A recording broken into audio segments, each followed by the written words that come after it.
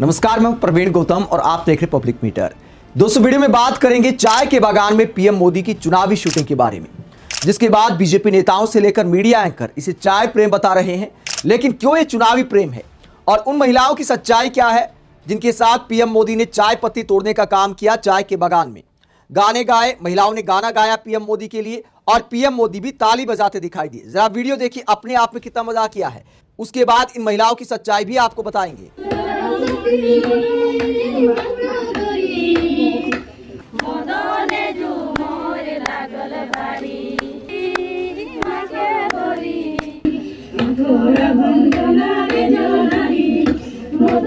तो महिलाएं स्थानीय भाषा में गाना गा रही हैं। इसके अलावा हिंदी भाषा में भी एक गाना गाया था पीएम मोदी के लिए।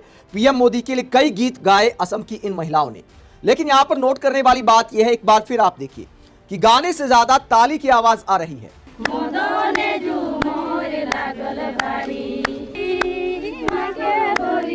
हाथों के पास कोई माइक लगा होगा जिसे लेकर व्यंग्यकार सरल कहते हैं, असमी महिलाओं के गीतों से अधिक स्पष्ट मोदी जी की ताली सुनाई दे रही है।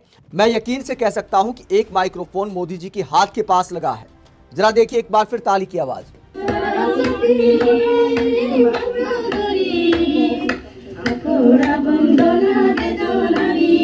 खैर, प्रोडक्शन का काम है, इसको ज्यादा गंभीरता से नहीं लेना चाहिए। लेकिन सवाल यह उठता है कि देश के प्रधानमंत्री को अपने काम को क्या गंभीरता से नहीं लेना चाहिए? क्या इस वक्त देश के प्रधानमंत्री को इस तरह पूरा चुनाव प्रचार में जुट जाना चाहिए जब देश भर से ऐसी खबरें सामने आ रही हैं? गैस की कमी की वजह से बहुत सारे लोगों का रोजगार संकट में आ गया है, चाय वालों का भी रोजगार संकट में आ गया है और हमारे मीडिया वालों के कैमरे भी कहां पहुंचते हैं, ये खबर आप देखिए, जो अपने आप में कितनी शर्मनाक है। ये भारत समाचार को थोड़ी शर्म आनी चाहिए। क्या खबर इन्होंने लगाई है? रायबरेली, घरेलू सिलेंडरों का व्यावसायिक इस्तेमाल, दुकानों में घरेलू गैस सिलेंडर का उपयोग, छोटी बड़ी दुकानों पर खुलेआम उपयोग। और यहां पर डीएम बरेली को टैग किया गया है और फोटो क्या लगाई है? एक चाय बनाता होगा, अंडे की रेहड़ी लगाता होगा एक बंदा, उसकी फोटो लगाई है। गैस सिलेंडर उसके पास रखा है, घरेलू गैस सिलेंडर। तो क्या खोजी पत्रकारिता के नाम पर भी ऐसे रेहड़ी वालों को टारगेट किया जाएगा? अपने आप में कितना शर्मनाक है। एक पत्रकार को थोड़ा बहुत इंसानियत के हिसाब से भी सोचना चाहिए।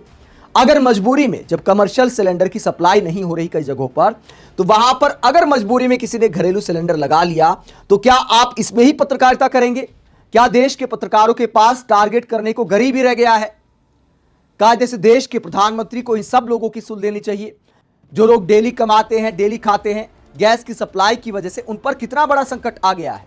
ऐसे लोगों की संख्या कितनी है? उनका रोजाना का शाम का खाना बन सके, उसके लिए मोदी जी आखिरकार क्या कर रहे हैं? क्या मीटिंग कर रहे हैं? क्या प्लानिंग कर रहे हैं? फिलहाल तो चुनाव की प्लानिंग चल रही है।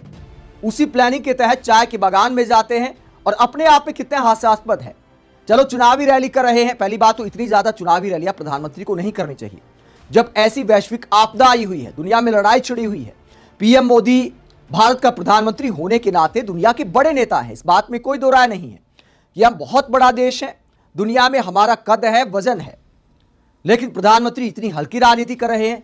कुछ राज्यों का चुनाव क्या पीएम मोदी के काम से महत्वपूर्ण हो गया है कि दिल्ली में मीटिंग करने की बजाय कभी असम जाते हैं, कभी केरल जाते हैं, कभी बंगाल जाते हैं, कभी तमिलनाडु जाएंगे।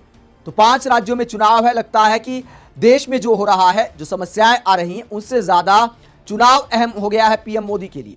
और ऐसे हालात में क्या ऐसे नाच गाना करना चाहिए? माना कि बाकी नेता भी कई बार डांस वगैरह कर लेते हैं पारंपरिक तरीके से। अगर कोई मेहमान नवाजी करता है तो उसे स्वीकार करने में कोई बुराई नहीं है, लेकिन स्टेज सेट करके बाकायदा ये बताया जाएगा महिलाओं को, जो चाय के बागान में मान लीजिए मजदूरी करती हैं सुबह से लेकर शाम तक, उनको क्या ये बताया जाएगा कि भैया नई साड़ी पहनकर आनी है, सबको एक जैसी साड़ी पहनकर आनी है। उसके बाद पीएम मोदी चाय के बागान में गए होंगे, सिक्योरिटी वालों को बोला गया होगा कि भैया आप यहीं रुक जाओ, आगे पीएम मोदी की शूटिंग है। फिर बताया होगा कि मोदी जी आपको क्या क्या करना है, आपको कैसे चाय पत्ती तोड़नी है, महिलाओं को कहां खड़ा होना है। लाइट कैमरा एक्शन अपने आप में कितना हास्यास्पद है। स्वाभाविक तौर पर नेचुरल तरीके से एक आध बार डांस करने में, गाना सुनने में कोई बुराई नहीं है, लेकिन चारों तरफ कैमरे लगाकर और पूरा डायरेक्शन के साथ देश के प्रधानमंत्री ऐसा करें, वो भी ऐसे आपदा के हालात में, ये अपने आप में मजाकिया लगता है। इसीलिए विपक्षी नेता मजाक उड़ा रहे हैं। पीएम मोदी के लिए जिन महिलाओं ने गाना गाया, उनकी सच्चाई भी आपको दिखाएंगे कि पीएम मोदी ने उनके लिए क्या किया है। पहले विपक्षी नेता इस पूरे मामले को लेकर क्या कहते हैं वो जरा सुनिए। सुप्रिया नेत कहते हैं अभिनेता और जननेता का फर्क। मोदी जी की चाय के बागान फोटोशूट में सारी महिलाएं असमिया गमोसा में मैचिंग एक जैसी साड़ी पहनकर आई। 5 साल पहले उनकी दिहाड़ी को 351 प्रतिदिन करने का वादा अभी तक पूरा नहीं हुआ। वहीं राहुल जी आम लोगों से बात करने के लिए साधारण बस में गए, उन्मुख संवाद किया। यानी यहां पर कांग्रेस के कहने का मतलब है कि पीएम मोदी के स्वागत में महिलाओं ने जो गाना गाया, जो फिल्मी अंदाज में फोटोशूट हुआ, वो सब पूर्व आयोजित था। जबकि राहुल गांधी अचानक बस में जाते हैं और वहां पर यात्रियों से बात करते हैं।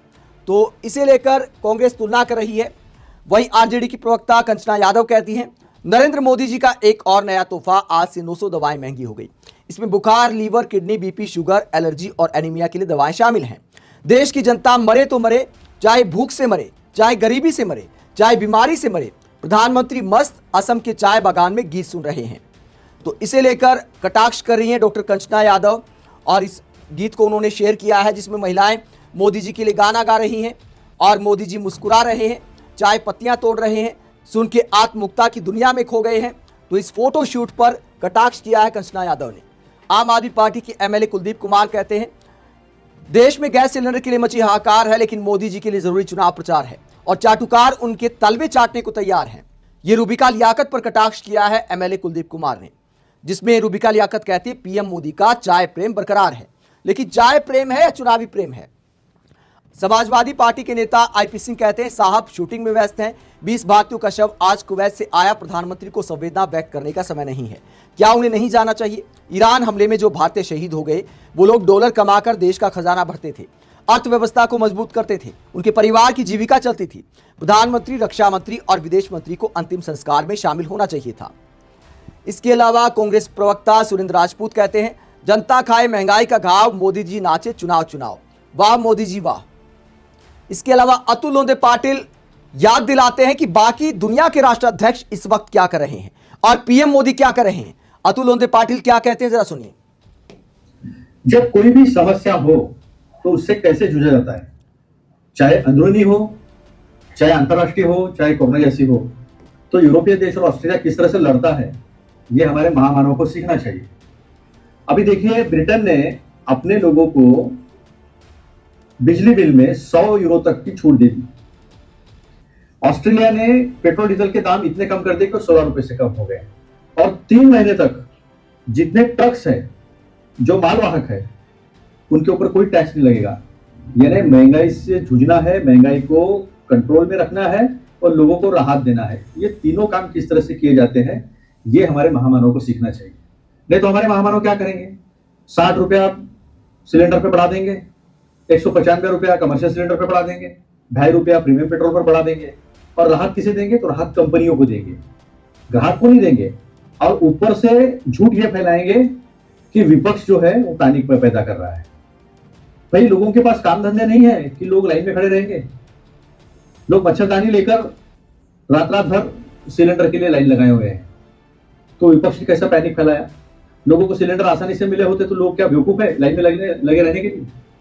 तो ये सब जो चलता है ये कोरोना में भी देखा कैसे हमारे मजदूर पैदल चल के गए। आज भी उनके खुद के धब्बे जो है पैरों के वो हाईवेज पर है, भूल नहीं सकते हम। किस तरह से ऑक्सीजन का तकलीफ हुई थी और किस तरह से सिर्फ 500 रुपए लोगों के अकाउंट में डालकर महामानव ने निजात पा ली थी। गंगा की बहती लाशें लोग अब तक भूले नहीं है। और आज के तारीख में भी मीडिया को हाथ में लेकर केवल संभ्रम फैलाना, भ्रम पैदा करना और विपक्ष को गाली गलौज करना, इसके अलावा जनता के लिए क्या किया है ये वो कोई भी आकर बताए, ये मेरा उनको चैलेंज है। तो विपक्षी नेता सवाल कर रहे हैं कि जनता के लिए क्या किया है। और सबसे बड़ा सवाल जो इस वीडियो में हमने उठाया था, जिन महिलाओं ने पीएम मोदी के लिए गीत गाए उनके लिए पीएम मोदी ने क्या किया है, बीजेपी सरकार ने क्या किया है।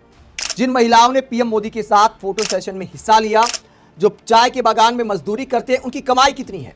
द हिंदू की रिपोर्ट आप देख सकते हैं। चुनाव वाले असम में चाय बागान श्रमिकों के वेतन में वृद्धि की अधिसूचना जारी। तो 1 अप्रैल से वृद्धि की गई है, 1 अप्रैल से बढ़ाई गई है उन लोगों की कमाई। जो डेली की मजदूरी थी उसमें इजाफा किया गया है, लेकिन कितना किया गया है और क्या आजकल महंगाई के जमाने में यह पर्याप्त है, ये खबर आगे क्या बताती है। कितनी मजदूरी मिलती है असम के चाय बागान में काम करने वालों को। जो नई अधिसूचना आई है उसमें क्या बताया गया है। ब्रह्मपुत्र घाटी में स्थित चाय बागानों के श्रमिकों को मौजूदा 250 रुपए प्रतिदिन की बजाय 280 रुपए प्रतिदिन का अंतरिम न्यूनतम वेतन दिया जाएगा और बराक घाटी में स्थित चाय बागानों के श्रमिकों को मौजूदा 228 रुपए प्रतिदिन की बजाय 258 रुपए प्रतिदिन का भुगतान किया जाएगा, यानी 300 रुपए से भी कम मजदूरी मिलती है।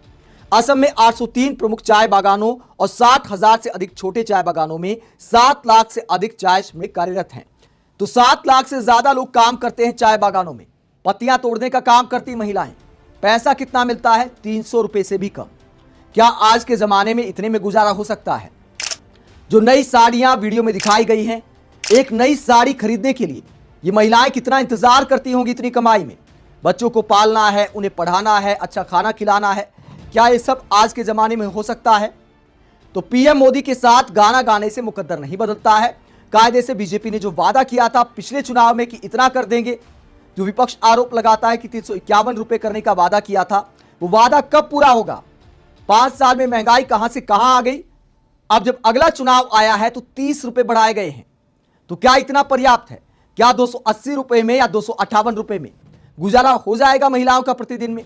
सुबह से लेकर शाम तक इतनी मेहनत करने के बाद हाथ में अगर 300 रुपए भी नहीं आते तो पीएम मोदी के गाने गाने का आखिरकार फायदा क्या है?